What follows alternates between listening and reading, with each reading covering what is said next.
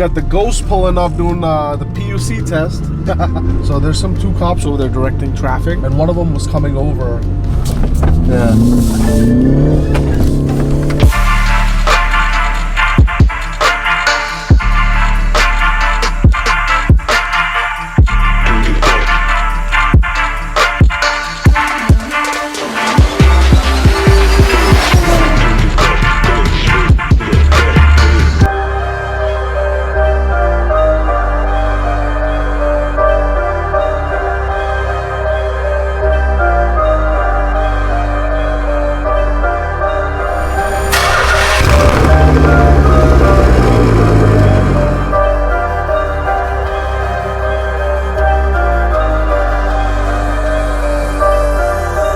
Alright guys, welcome back to another episode of Horsepower Cartel. Today we're off in the Nissan. We're headed to N1 Racing in the Nissan to get some problems rectified. Now a lot of people are like, oh, why haven't you done anything to the car yet, a paint job? And I'm holding off on it. I thought, let me get rid of mechanical issues first, do a little preventive maintenance, and then put it in for paint and the version 2 that you guys are waiting for. I have an electronic boost controller. One of my boys in Bangalore, shout out to Zavir, Club Octane, shout out to Club Octane. He actually had the boost controller from his R32, I want to say, in Australia, or R34, I don't know. One of the Skylines. He had a GTR back in Australia when he used to live there. So he brought back the electronic boost controller and some parts with him when he came back. He's like, see if it works in your car. But my boost controller, it has like a little ball bearing in it, so it has some issues in it. It might be broken as well. So it's not holding boost. We're getting boost. I have like a boost spike issue. If you guys aren't familiar with what boost spiking is, it's like, for example, my car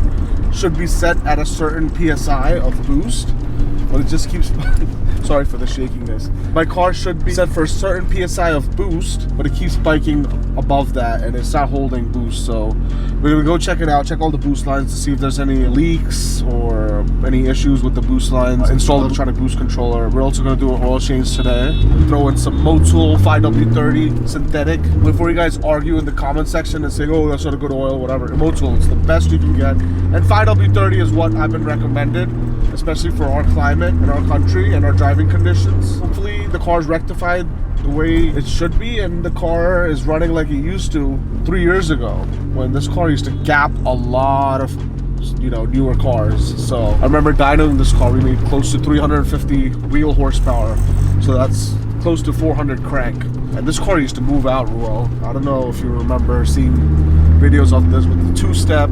It's doing crazy pulls on the link. I mean Mexico. So yeah, let's see if it gets back to its glory today.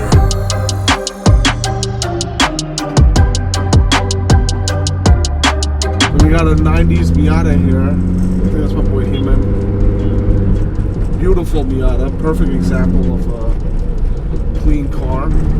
Was that the Mexican cartel over there?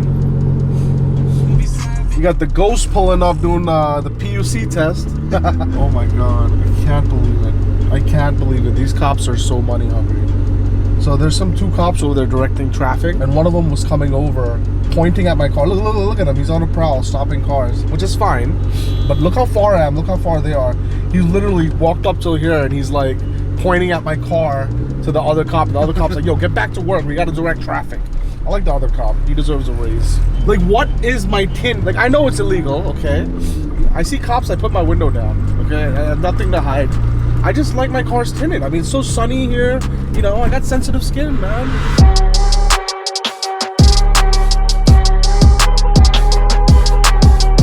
All wrong. So we're here at N1 Racing Equipment.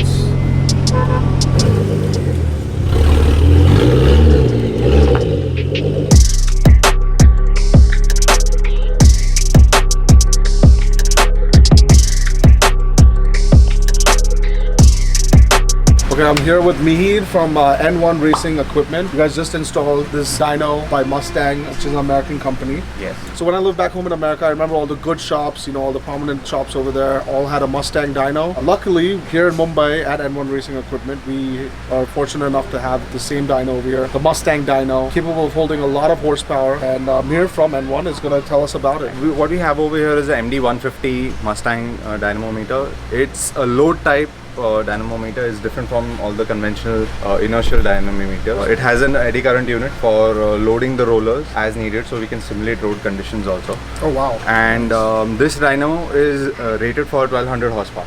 To the wheels. To the wheels. Damn. It can be expanded to use four-wheel drive also. As of now, we can do only dyno two-wheel drives, front-wheel drive or rear-wheel drive. And but the four-wheel drive is going to come soon. Hopefully. It is going to come. Let's see. Stay tuned.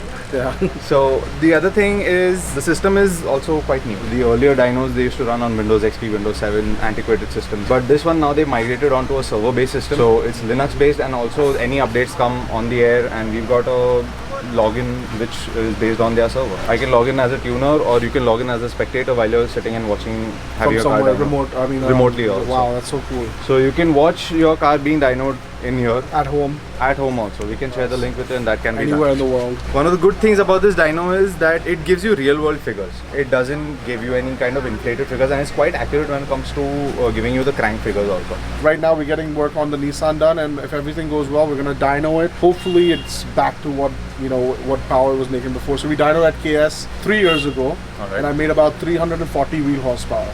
340 wheels. I mean, that's a lot for this car. Yeah. And on stock turbo, stock intercoolers. Now it has, upgraded intercoolers and radiator and all that good stuff, lighter flywheel. So let's see now. Hopefully it makes a lot of power. So yeah, let's see how it goes. And yeah, thanks, Mir. So Mir's going to go ahead and show us some of the features in this dynamometer. Here's the software and stuff, as he was saying. So what are the features you're talking about? You don't run just a power curve. We can run a simulation test or a timing test. We can hold the car at a constant speed if you want to. You can do a quarter mile. Yeah, we can do a quarter mile too. It has the Christmas tree lights and all that features. That is so cool. Yep. So that's in the sprint. We've done a Top 0 to speed 60. Run. Top speed run also. We've done a 0 to 60 test on a stage 2 out of Octavia. Yeah. We've done a 0 to 160 test also. 0 to 100 mile per hour and 0 to 60 mile per hour. And just in miles per hour in this. I can run it for kmph also. Okay. That's the beauty of it. I can show you the power figures in bhp and the torque figures in nm. It's a fully customizable, very versatile unit also. Just to give you an example, right now, see, we have a customer database. These are all the people who have dynoed with us so far. We've had 11 people. Here we go. Let's see the Sachin M2. So this is his figures. He was making 448 at the crank, 685 Nm torque. That's the peak. That's the peak figure. For example, if I wanted to show you Tarun's car, Tarun's stage 3, and I want to compare it with a stage 2. Here I have his vehicle history, and I can go into this. Look at this power run that we've done over here. Select any other customer. And then compare it? Yes, I can show you a side by side. I can compare it with a stage 2 Laura, and here I have the chart. Wow. So right now we're at N1 Racing, gonna grab some lunch. The car's getting worked on. My boy Prathamesh just pulled up in a brand new G20 330i. The turbocharged, it's the M Sport variant. Okay, right now we're in the 330i. My boy Prathamesh. What's up? What's Gana Bhau. Oh, how do you like the car so far, bro? Bro, I love it, bro. 50 It lakhs. feels so good. You know, I used to have one of these. Yeah. Back in the day. The orange one. Yeah. Killed it, bro. You up. Too much you spent on it, bro. Yeah. Definitely the first to the scene. Yeah. That was a hardcore vibe, huh? But this is nice, man.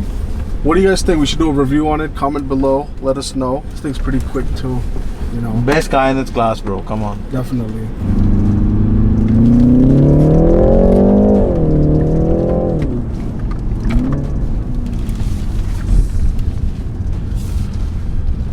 Yeah, this thing handles pretty good too. That's the thing with BMWs. Their handling and the steering wheel is so on point. Yeah. I've never done that.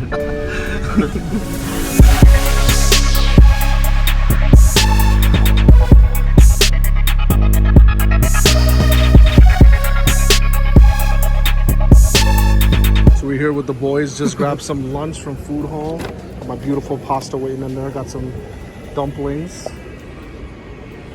Drinking some fake beer. Wheat ale. Wheat ale. Down it, chug it.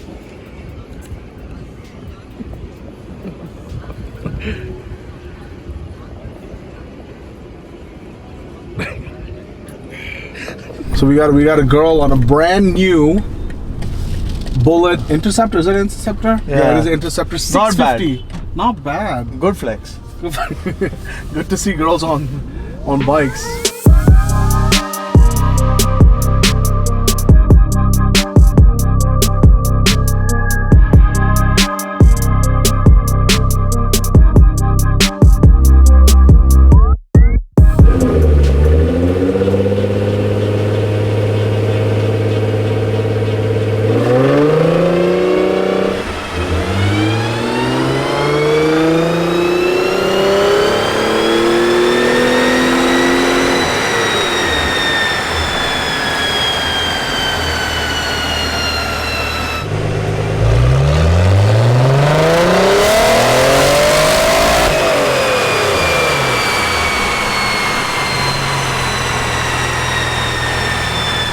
Alright, so we left N1 Racing, try to rectify the problem. We put in the electronic boost controller.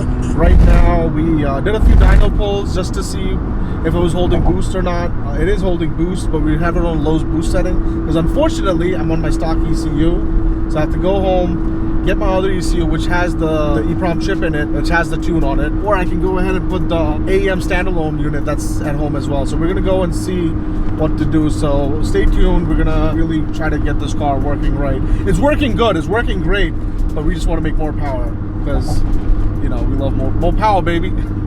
Anyways, I'm sleep deprived. Hopefully I get some good sleep tonight because we got an early morning. Tomorrow's Sunday. Please like, subscribe, and share, and we'll see you guys soon.